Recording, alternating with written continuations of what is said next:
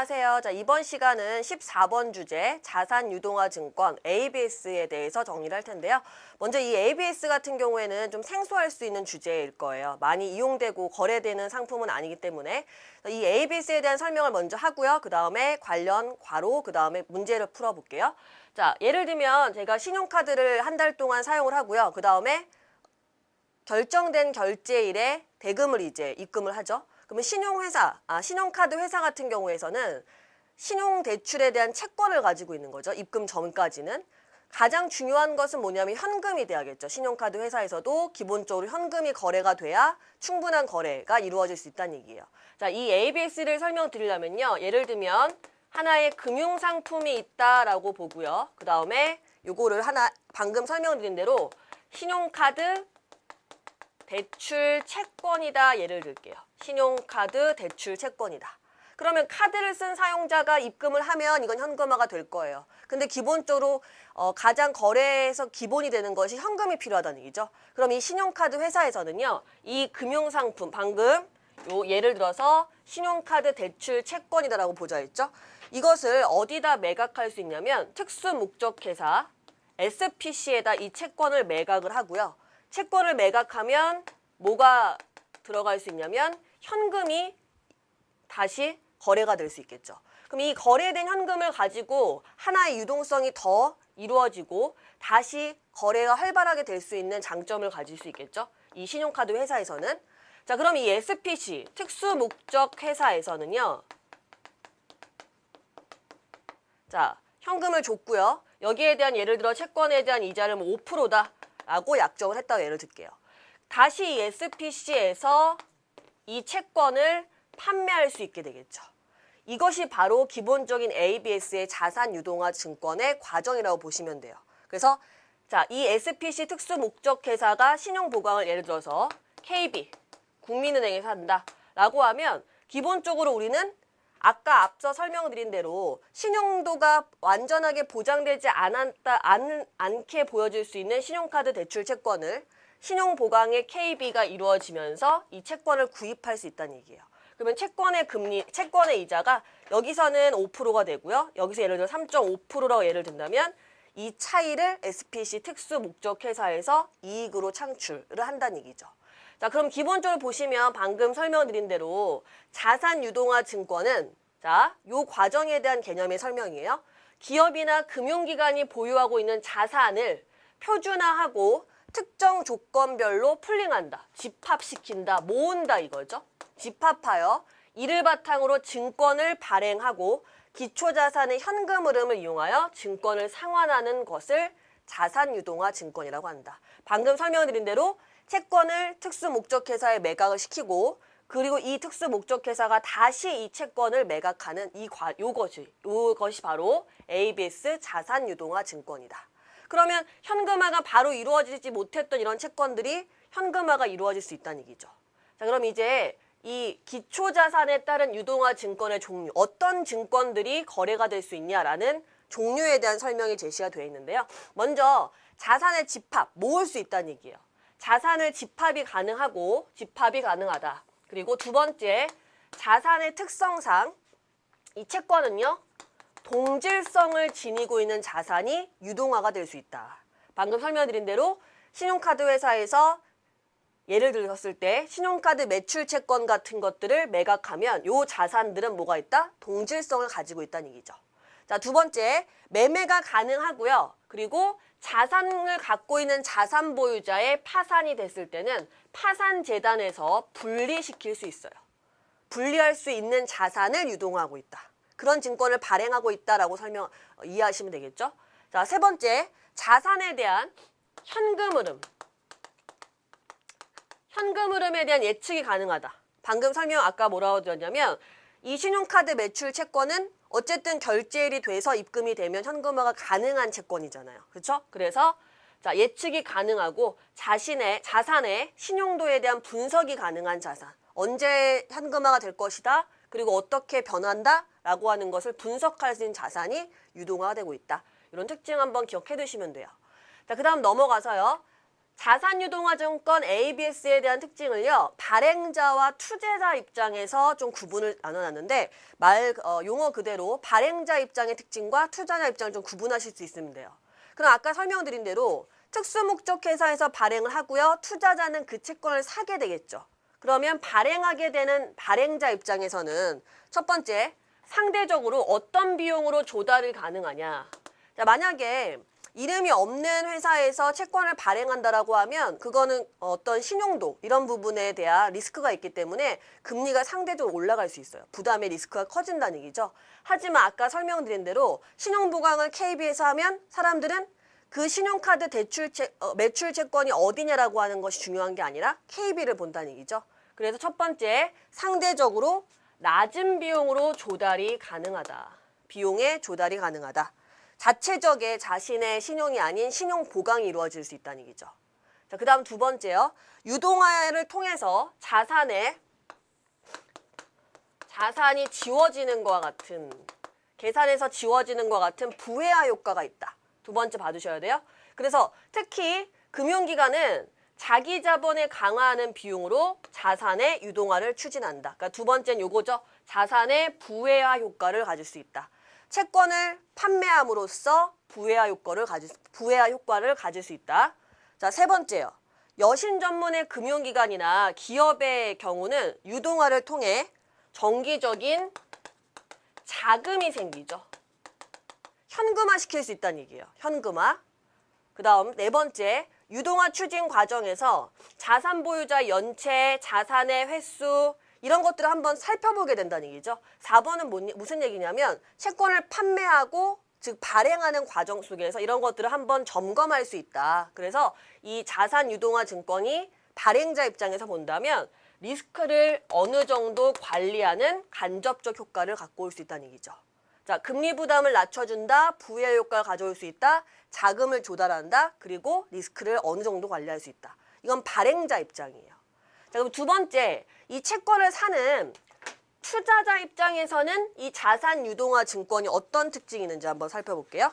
자, 자산 유동화 증권은 투자자의 선호, 투자자의 기호, 투자자가 원하는 여러 증권 형태가 있을 수 있다는 얘기죠. 자, 그 다음 두 번째요. 자, 상대적 높은 신용도. 앞서 설명드린 대로 개인이 바로 증권을 발행하는 것이 아니라 어떤 신용 보강이 이루어질 수 있기 때문에 어느 정도 신용도가 높은 증권에 투자할 수 있다라는 거죠.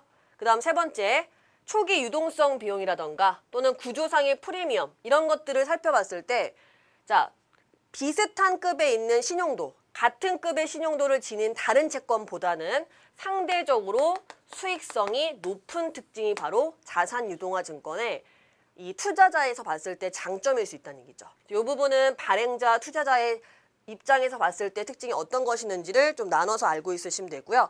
그러면 이렇게 발행되고 투자할 수 있는 자산 유동화 증권을 자, 3번은 별표를 칠게요. 종류를 크게 둘로 나눌 수 있어요.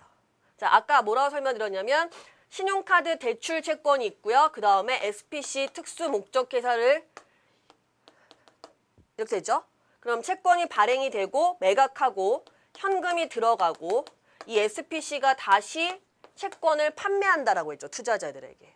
투자자들에게 어떻게 판매하냐라는 이 모습에 따라서 두 가지의 증권 나눌 수 있다는 얘기예요.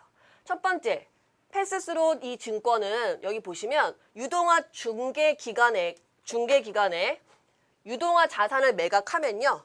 순위와 상관없이 여기 보시면 신탁에 대한 지분권을 나타내는 주식 형태로 바로 발행이 된다는 얘기예요. 그러면 바로 발행이 되면 투자자가 이익도 손실도 바로 다 감수해야 된다는 얘기죠. 이익 같은 경우에는 플러스가 되겠지만 손실에 있어서도 투자자가 바로 직접적 연결이 된다는 얘기죠. 요게 바로 뭐냐면 자본 이전 증권이죠. 구분을 하시고요. 투자자에게 바로 이전된다라고 기억하시면 되겠죠. 자, 두 번째.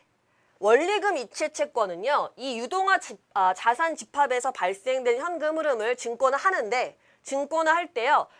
바로 나오는 것이 아니라 순위를 정해요. 순위를 정해서 상환의 우선순위를 1순위다, 2순위다, 3순위다 이런 식으로 순위를 다르게 발행하는 채권.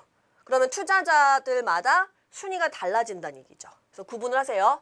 순위와 상관없이 판매가 되고 바로 현금화될 수 있는 이 과정이 자본 이전 증권. 두 번째, 원리금 이체 채권은 어때요? 투자자들마다 상환의 우선순위, 1순위, 2순위 이런 식으로 순위가 다르게 발행되는 채권이다 라고 두 가지 채권을 구분하셔야 돼요. 자산 유동화 증권을 나눴을 때. 자, 그러면 이 자산 유동화 증권 ABS가 어떻게 신용 보강을 할 수 있냐를 했는데요. 신용 보강이 돼야 금리적인 부담을 적게 가져갈 수 있다라고 앞서서 발행자 입장에 나왔던 부분이죠. 자, 첫 번째, 내부 보강 방법과 그 다음에 외부 신용 보강 방법으로 구분할 수 있는데 여기는 이름 용어들을 좀 기억을 하셔야 돼요. 내부적인 방법과 외부를 구분해서 첫 번째, 어떤 증권을 발행하느냐? 순위를 나눈다는 얘기죠. 순위를 다르게 적용시켜서 어느 정도 신용을 보강하겠다. 후순위 증권을 발행한다는 얘기예요. 자, 두 번째, 초과 스프레드. 초과 스프레드는 아까 일종의 하나의 채권 금리 차이를 둔다는 얘기인데요.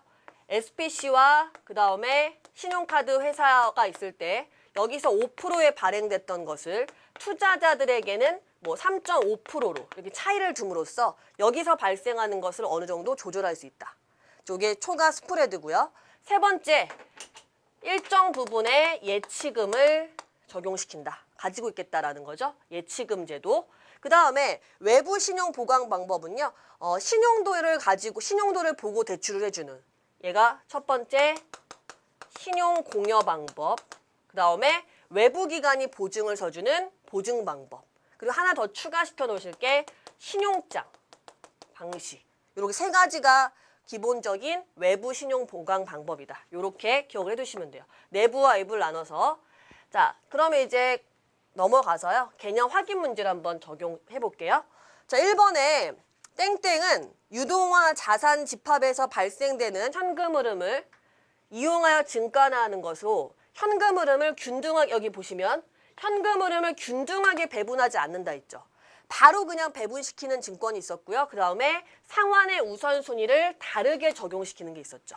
알아두실 거 바로 이전되는 것이 1번 지분 이전 증권이고요. 순위를 다르게 한다. 1순위, 2순위, 3순위 적용을 다르게 한다. 이게 바로 2번 원리금 이체 채권이었죠. 자, 두 가지 방식의 차이 기억하시고요. 그 다음 2번에 유동화가 이루어지는 자산은 자산의 종류 있었어요. 어떤 자산의 종류가 특징이 있었냐. 동질적이다. 그 다음에 매매가 가능하다. 그리고 자산 보유자가 파산할 경우에 파산재단에서 분리될 수 있다 없다. 있다라고 설명을 드렸었죠. 자, 그리고 3번 볼게요. 자, 자산 유동화 증권의 신용 보강 방법 중 문제가 이 ABS 자산 유동화 증권에서 출제되는 문제들을 보면 여기 신용 보강 방법을 좀 잘 봐두셔야 돼요. 내부 보강과 외부 보강으로 구분해서 보시면 후순위 방법 그리고 초과 스프레드. 후순위는 순위권을 다른 채권을 발행한다. 초과 스프레드는 채권의 금리 차이를 두겠다는 얘기였죠. 자, 그다음 요 두 가지는 어떤 방법? 1번의 내부 신용 보강 방법이었죠. 내부 신용 보강 방법. 나머지들 내부에 예치금 있었고요. 그 다음에 외부 신용 보강 방법에 신용 공여, 그리고 보증 방법, 그리고 신용짝 방식. 이렇게 외부와 내부를 구분해 두시면 돼요. 자, 그리고 넘어가서요. 실전 확인 문제. 자산 유동화 증권에 대한 다음 설명 중 적절하지 않은 것은 1번 유동화가 이루어지는 자산은 유동화가 이루어지는 자산은 어때야 된다. 풀링, 집합, 모여줄 수 있다. 여러 가지 자산이. 그리고 동질적이어야 된다. 맞는 설명이네요. 그리고 2번은 투자자 입장이에요. 투자자가 원하는 다양한 상품이 개발될 수 있다고 설명드렸죠. 투자자의 선호에 부응하는 상품을 만들어줄 수 있다. 이게 투자자 입장에서 장점이다. 3번이요. 초기 유동성 비용 등으로 인해 신용등급이 같은 다른 채권보다 수익성이 어떻다? 수익성이 높다라는 특징을 갖고 있어요. 상대적으로. 자, 4번이요. 유동화를 통해 자산의 부회화 효과를 이룰 수 있다라고 설명드린 부분이죠. 그러면 옳지 않은 것은 정답 3번이죠.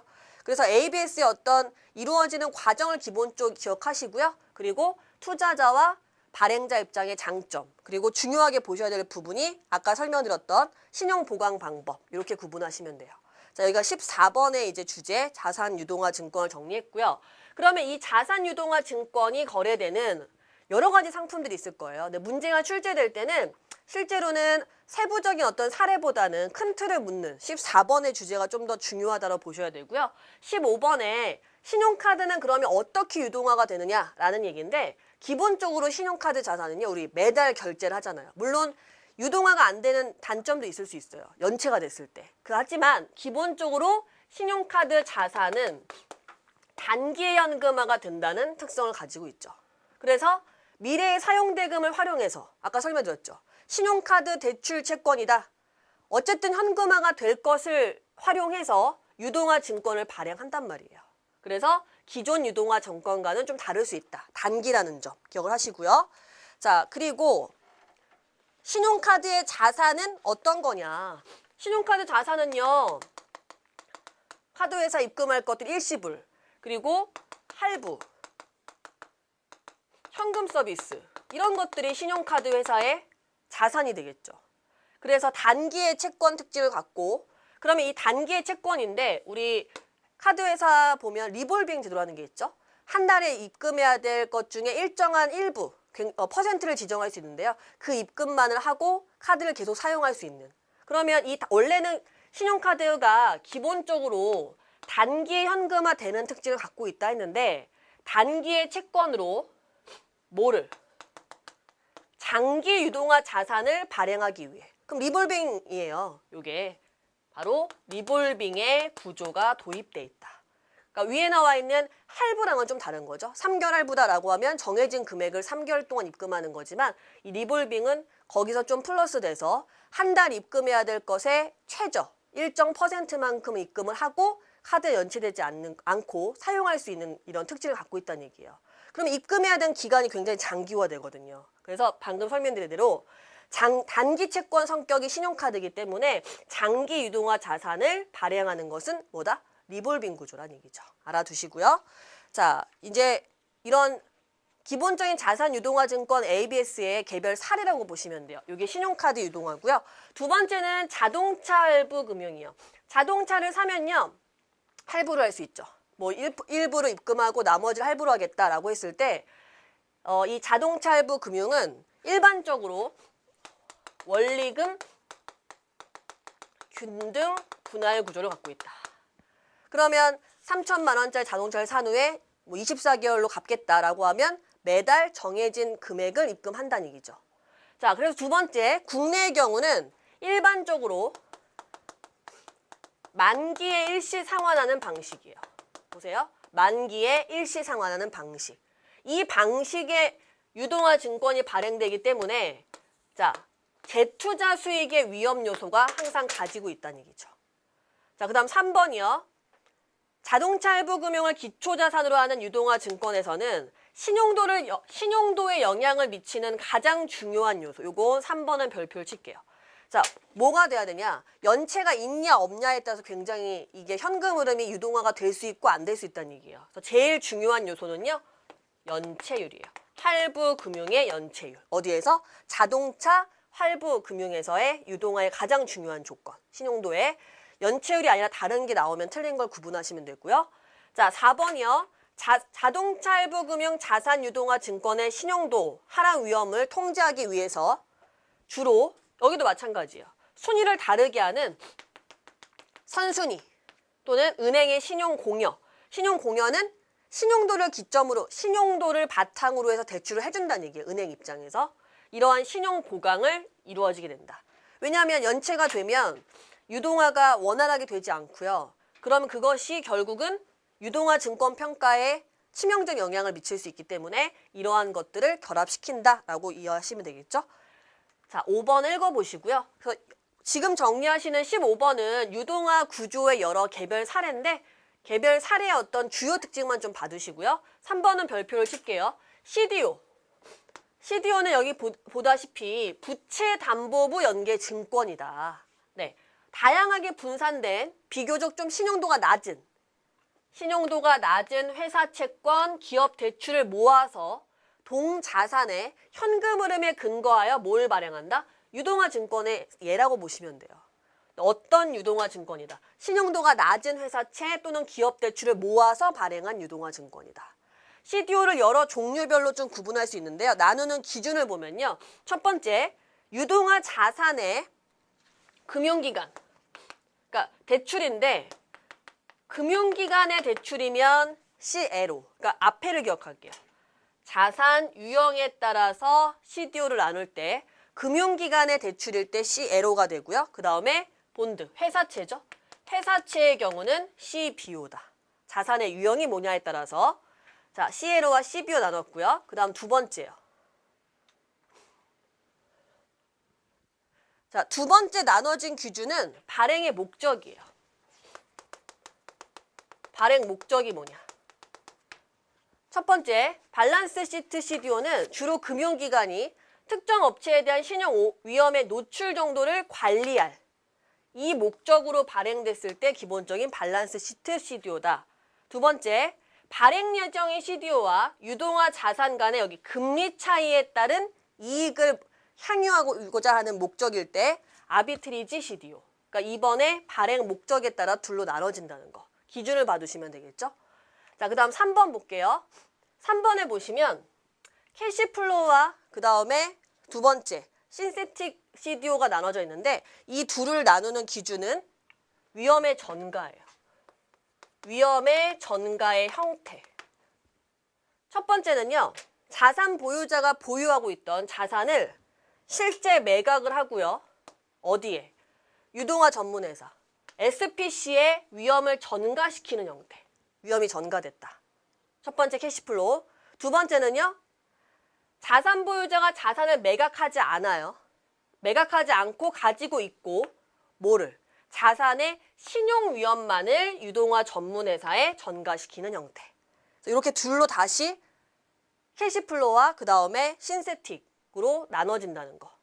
그러니까 기억하실 때 CDO, CLO 종류가 굉장히 다양하니까 앞에 보신 것처럼 자산의 유형이냐, 그 다음 두 번째 발행의 목적이냐, 그 다음에 위험의 전가냐 이렇게 세 가지로 좀 구분을 해두시면 돼요.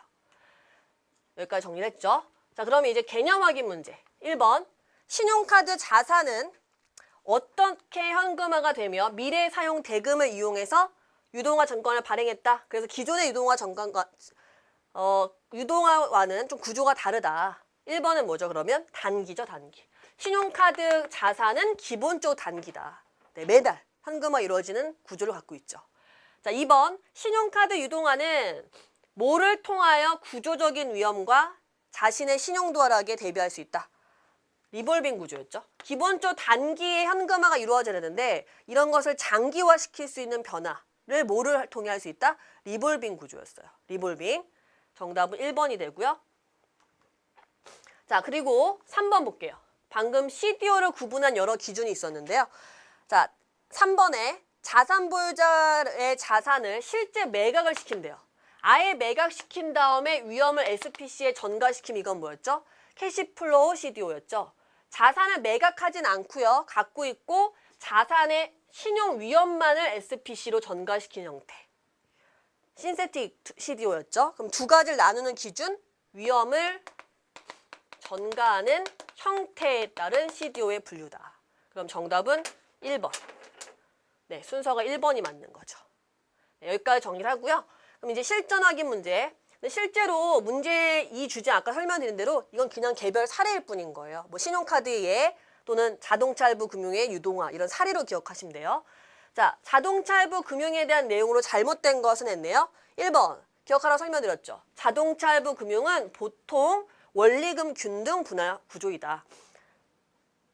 정해진 원리금을 똑같이 매달 입금시킨다 이 얘기죠. 2번 국내의 경우 주로 만기일시 상환이다. 맞아요. 자산 유동화 증권을 발행하며 이러한 구조는 재투자 수익의 위험 요소가 존재하고 있죠. 이 구조이기 때문에 만기에 일시 상환하는 구조이기 때문에 2번이 틀렸고요.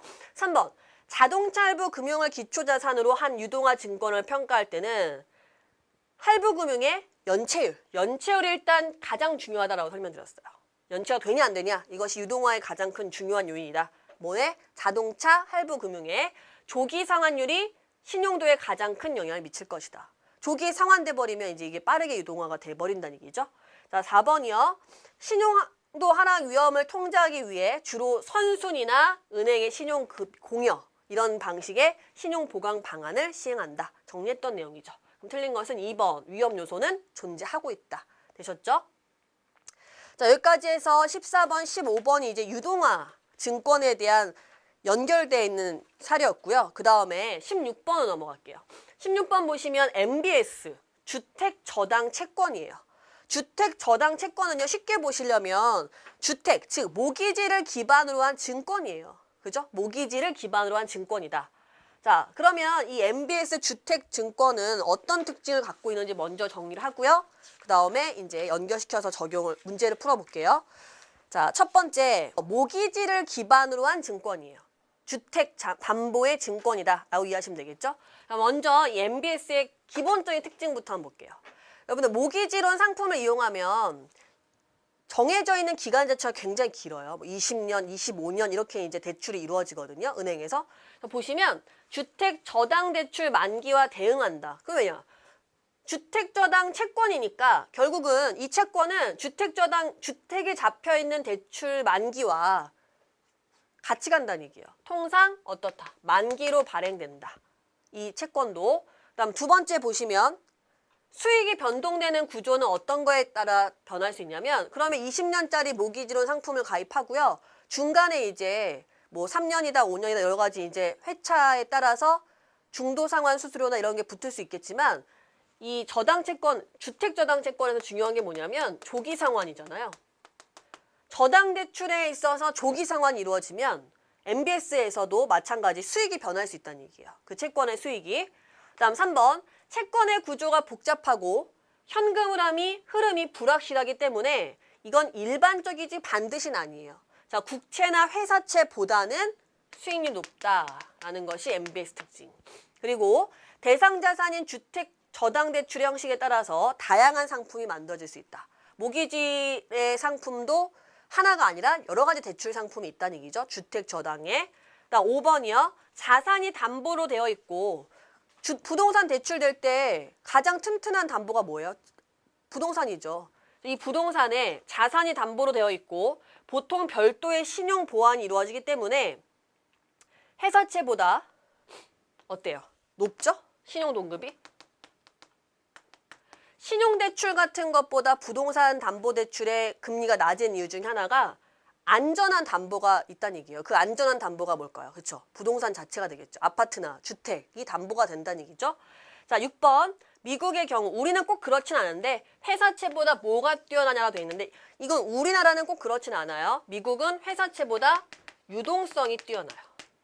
다음 7번이요. 매월 대출 원리금 상환액. 부동산 담보대출에 매월 상환되는 금액이 있겠죠. 이것을 기초해서 발행증권에 매달 원리금이 상환이 된다는 얘기예요. 부동산 담보대출에서 먼저 상환이 되어져야 발행증권의 원리금이 상환이 되겠죠. 자, 그 다음에 8번. 네, 채권 상환 과정에서 이건 뭐 다른 것도 마찬가지예요. 자산 수수료, 이런 각종 수수료가 발생할 수 있다. 이것만 보시면 될 것 같고요. 괄호되어 있는 것 중심으로 좀 정리해 두시면 돼요. 자, 그럼 넘어가서 CMO를 볼게요. 2번. 자, CMO 1번. 패스스로 투자자들은 기초 저당대출 집합에서 발생하는 조기 상환 위험에 노출되어 있어 다양한 만기를 지닌, 여기 보시면 다양한 만기를 지닌 트란체, 계층을 나눈다는 얘기죠. 계층을 나눠서 여러 가지 계층을 개발하고 하나의 상품으로 그것을 뭐한다? 구성한다는 얘기예요. 그러면 이 다양한 만기 상품을 여러 계층을 있는 것을 하나의 상품으로 구성을 하면 어떤 장점을 갖출 수 있나?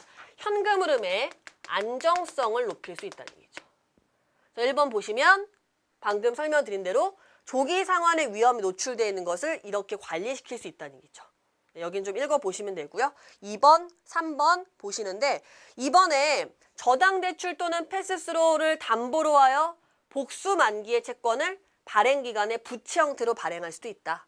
앞에서 설명드린 지난 앞에 15번 14번 자산유동화 증권에서 현금 수취되는 방식에 따른 차이가 있었어요. 순위를 다르게 하느냐 아니면 바로 채권이 거래가 되느냐 이 방식의 차이인데 그랬을 때 위험이 노출될 수 있고 이런 것을 변화시키기 위해서 이런 CMO가 도입되었다는 얘기죠. 네, 2번, 3번은 이해를 돕기 위해 좀 정리를 해놓은 거고요. 자, 그럼 넘어가서요. MBS는 어떤 방식으로 신용을 보강하냐라고 하는 건데요. 특징으로 본다면요. 외부 신용 보강과 내부 신용 보강으로 분류될 텐데요. 자, 첫 번째, 외부 신용 보강에서 일정 수준, 예를 들면 한 10% 정도까지의 손실 보존, 손실이 되는 것을 제3자가 보증시키는 방법. 이게 이제 외부 신용 보강의 첫 번째가 되고요. 자, 두 번째요. 보시면 발행기관이 자체 신용으로 발행증권을 보증한다고 되어 있죠. 이런 방식이 법인 보증 방식. 또는 신용장을 발행하거나 이런 건 이제 비용이 좀 세기 때문에 실제로 많이 거래가 되진 않고요. 네 번째, 저당대출 집합보험.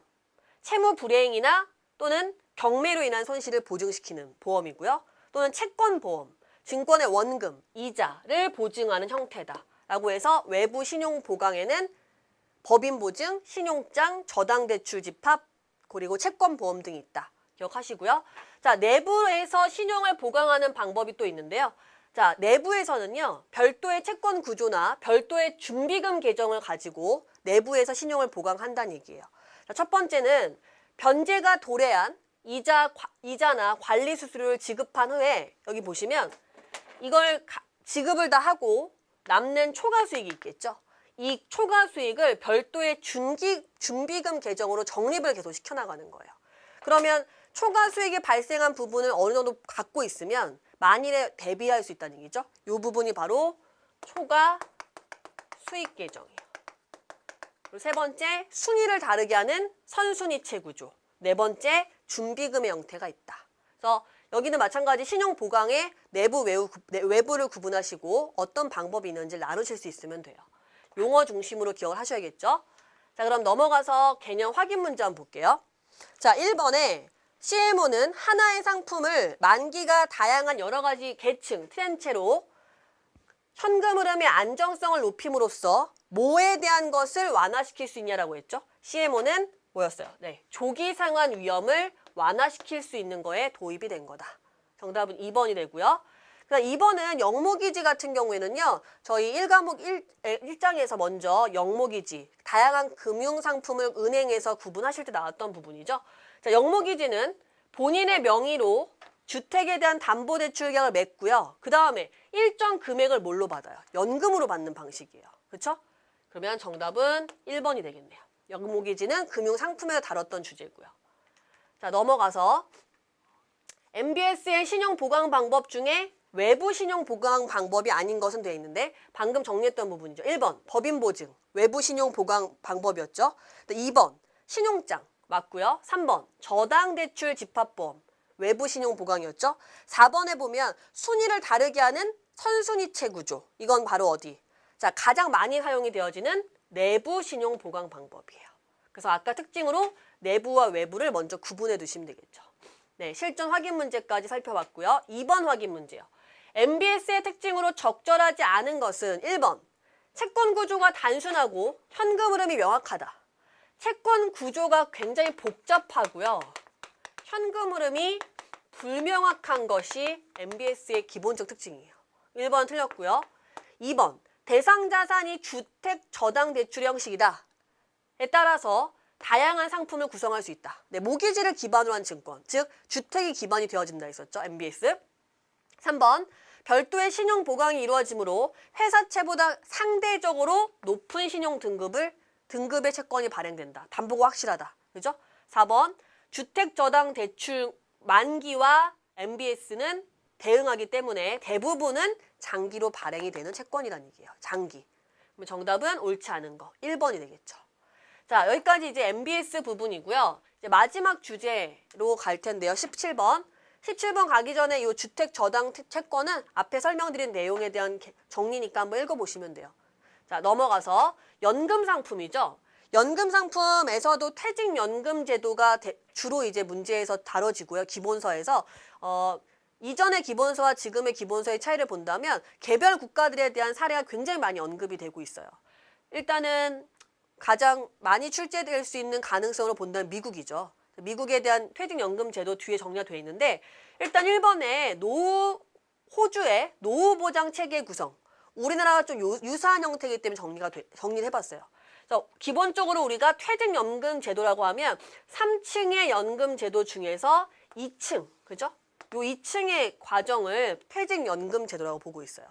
1층, 자, 기초연금. 정부에서 자산을 조사하고 정부에서 중저소득의 노인에게 공적연금으로 지급하는 형태. 우리나라도 마찬가지 1층에 이런 형태가 지급이 되고 있어요. 자, 2층. 자, 퇴직연금 보증. 강제로 가입하는 DC형이다. 이 DC형과 다른 거의 차이는 다시 정리를 할 거고요. 기업에서 부담을 하고요. 누가 받느냐? 수급자는 근로자와 자영업자. 기업 형태 기업연금이다. 이 부분이 바로 기업 퇴직연금과 연결된다는 얘기예요. 세 가지 3층의 구조 중에 지금 정리하시는 부분은 2층이다. 3층. 자, 1층. 아까 정부에서 조사한 저소득층에게 지급이 되고요.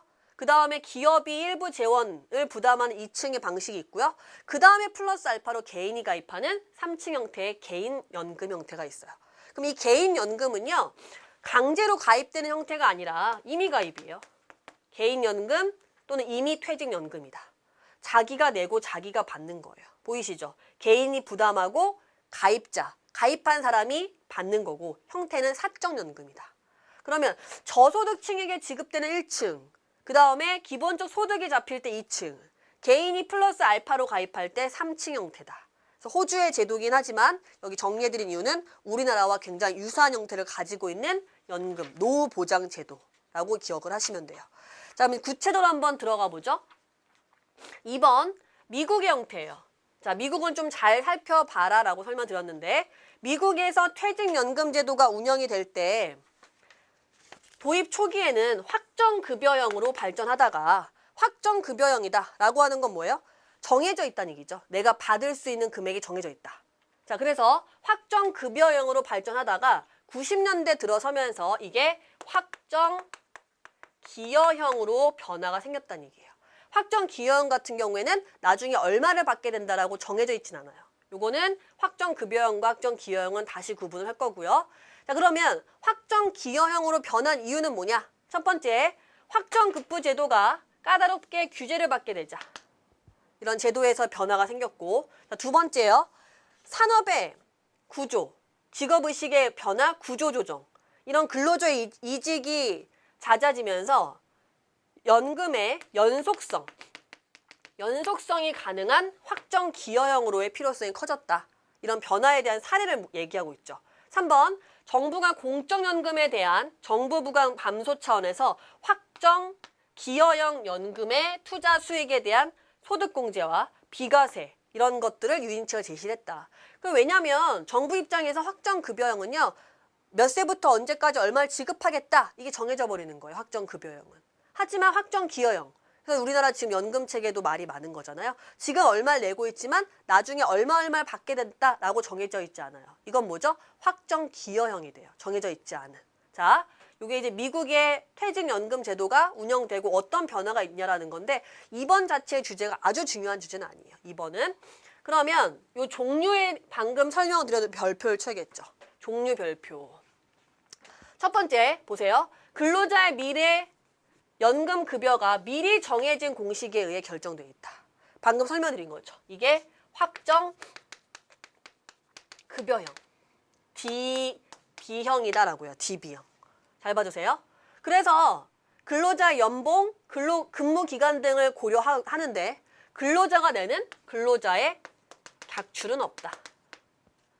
자, 두 번째, 근로자의 개개인은 개인 계정에 객출을 하고 지금 현재 사용자 현재 객출은 확실히 이루어지지만 퇴직 시점에 얼마가 보장되는지라고 하는 것은 결정되어 있지 않다는 얘기예요. 그래서 퇴직 시점에서 급여 수준, 받게 되는 급부 수준은 보장되어 있지 않다. 이게 확정기여형, DC 제도가 되는 거예요. 별표였죠. 그래서 모든 객출이 근로자 개인 계정으로 운영이 되고 개인별로 낸다는 얘기죠. 투자 의사결정이 근로자 본인이 이루어지기 때문에 종업원 스스로가 투자 위험을 감수해야 하는 것이 확정기여형 기업연금이다. 그래서 확정급여형, 정해져 있다. 받을 수 있는 돈이 고정돼 있다.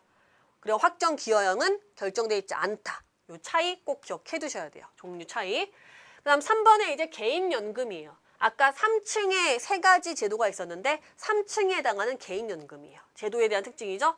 비용부담 내가 내는 거예요. 적립기간 기본적으로 10년 이상이고요. 가입 한도 분기 300만 원 이내에서 적립이 가능합니다. 연금 지급은요. 만 55세가 경과 후에 15년 이상의 연금으로 지급하는 방식. 이 개인연금 들러왔어요라고 은행 가서 얘기하시면 돼요. 기본적으로 은행 등 전 금융기관에서 운영이 되는데 판매가 되고 운영이 되는데 증권회사는 제외가 돼 있다. 그러니까 2층에 나와 있는 기업 퇴직연금과는 차이가 있는 거예요. 지금 이해되시죠? 자, 세제 혜택 개인연금 저축은요. 비과세 매년 72만 원까지 소득공제. 단 여기 보이시죠? 2000년 12월 31일 이전에 판매된 거.